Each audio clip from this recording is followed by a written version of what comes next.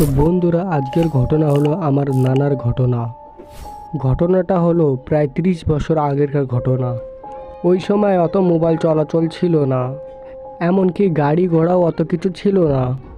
বেশিরভাগ আগেরকার মানুষরা হেঁটে হেঁটে বা সাইকেল দিয়ে যাওয়া আসা করতো। এই জন্য আমার নানা টাকা কামার জন্য দেশ থেকে বিদেশে এসে পড়ে। বিদেশে ছিল প্রায় 2 বছর, কিন্তু এতটা বছর থাকার পরেও অতটা টাকা কামা হলো না। নানা মনে মনে বলল, এখান থেকে তো অত টাকাও হলো না, এই জন্য আমি কেন না বাড়িতে চলে যাই। বাড়ি যাওয়ার জন্য সাধারণ কিছু টাকা ছিল, সেই টাকা নিয়ে বাড়িতে রওনা দেয়। আগেরকার মানুষরা বেশিরভাগ শালমারা, নাজিরহাট, কুচবিহার এই জিনিসগুলো হেঁটে হেঁটে যেত। নানা প্রায় বাড়ির আধা রাস্তায় এসে পড়েছে।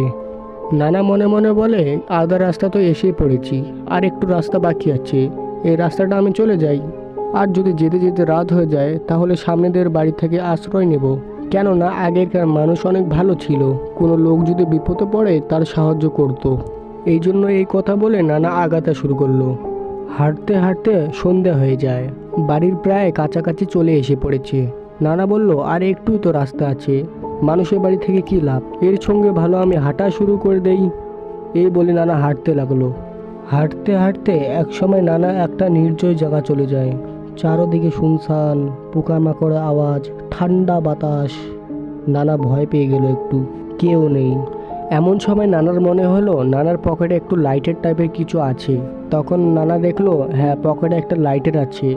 এই জন্য নানা লাইটারের আলো জ্বালালো। কেননা আগেরকার মানুষের মনে হতো যে ভূত বা শয়তান কোনো জিনিস আলোতে আসতে পারে না। এই জন্য নানু আগুন ধরালো।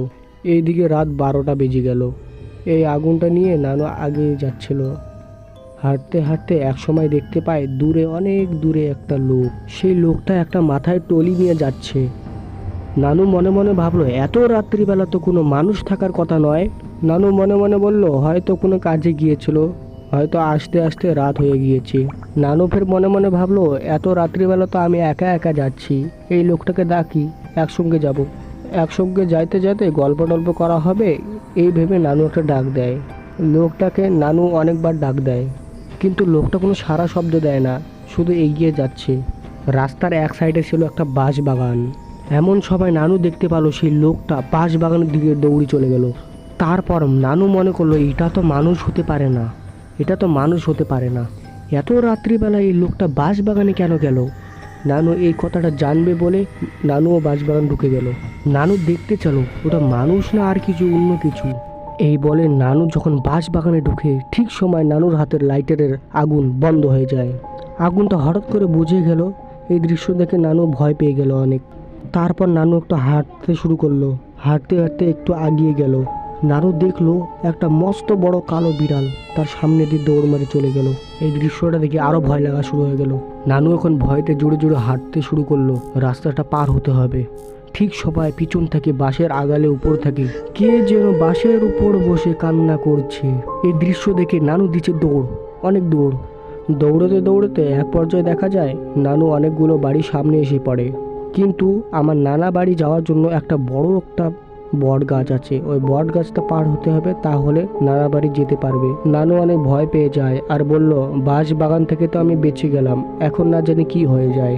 এক পর্যায়ে আগাতে আগাতে দেখা যায় ওই যে বট গাছ এসে পড়েছে। কিন্তু নানু একটা জিনিস লক্ষ্য করলো, বট গাছের গোড়ায় কি যেন বসে আছে, কি যেন কালো কিচকিচা লম্বা চুল ছেড়ে দিয়ে বট গাছের নিচে বসে আছে। নানু দূর থেকে এই জিনিসটা দেখে নানু রোম দাঁড়িয়ে যায়। একটু পর নানু কাঁপতে কাঁপতে ওই বট গাছের নিচে এসে পড়ে। এসে দেখে ওই কালো জিনিসটা আর নেই, এখানে ওই কালো বিড়ালটাই আছে। কিন্তু এই বিড়ালটার এত লম্বা দাঁত কেন, বড় বড় চোখ, নানুর দিকে এক দৃষ্টিতে তাকিয়ে আছে। বিড়ালটা ওখানে উধাও হয়ে গেল। নানু এই দৃশ্য দেখে দৌড় মারে ডাইরেক্ট বাড়ি। দৌড়তে দৌড়তে বাড়ি এসে সবাইকে হাঁপিয়ে হাঁপিয়ে এইসব ঘটনা বলতে লাগলো। সেদিন থেকে নানু 7টার পর ওই রাস্তা দিয়ে কোনো দিন যাওয়া আসা করেনি। কিন্তু আজকাল যাওয়া আসা চলে, আজকাল তো মানুষ 12টা অবধি জাগিয়ে থাকে। আগের মতন ভয়ঙ্কর জিনিস এখন আর নেই। আর এই ঘটনাটা হলো একদম আসল ঘটনা, এটা সত্যি আমার নানার সঙ্গে ঘটে যাওয়া ঘটনা। তো বন্ধুরা, আশা করি এই ঘটনাটা ভালো লেগেছে। যদি ভালো লেগে থাকে তাহলে বন্ধু হয়ে আমাদের পাশে থাকুন। আমরা আবার মিলব কোনো নতুন ভিডিওতে। তখনকার জন্য সবাইকে আসসালামু আলাইকুম।